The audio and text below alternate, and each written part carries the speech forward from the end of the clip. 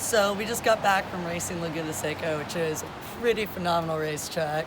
But we had a little bit of an incident in turn 11, so we wanted to talk about how to get out of a sticky situation today. And speaking of, if you're in Portland, our friend AJ runs Ace Motorcycle Towing. So if you ever get stranded on your motorcycle, if you say try to ride your bike through a snowstorm or anything dumb like that, he will come and rescue you. So on a sidecar, what you tend to be most worried about is flipping over. The way that's going to happen is just because the chair's the lightest, is the chair's going to come up too high and put you ass over tea kettle.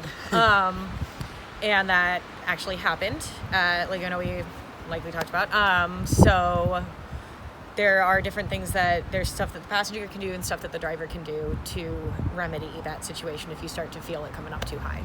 So if you're going into a corner and that chair starts lifting because it's the lightest part, and you're faster on two, but there's a certain point where you are definitely not in a good situation.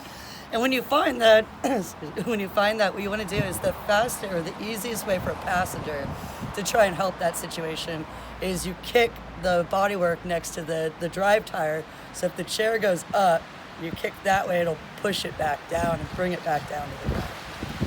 Yeah, the tires are squares basically. So if it's coming up onto that corner, what you're doing is you're pushing it down so that the part with the more surface area is on the ground.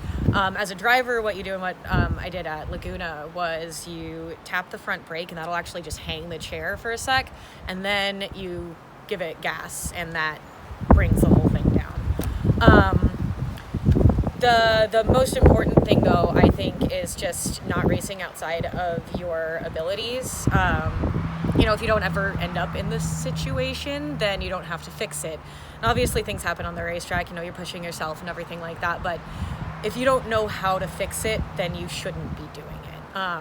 And that's, I think, the biggest piece of advice that I can give about that. And the big thing is we've been at this for 5 years now, and it's taken every time we get off the racetrack, it's talking to people around us, talking to your mentors, checking to make sure you look good on the track, checking to make sure that you look safe on the track, and talking with them because they're the ones that give you the advice, and that's how you learn about hitting the brake or kicking the chair. Yeah, it's because we talked to people that they were able to share that information with us, so that when you get into that situation, you can't even think of anything, and then you hear, Bernard's voice or Mr. Bill's voice, and you're like, oh, that's what I do. I can fix this.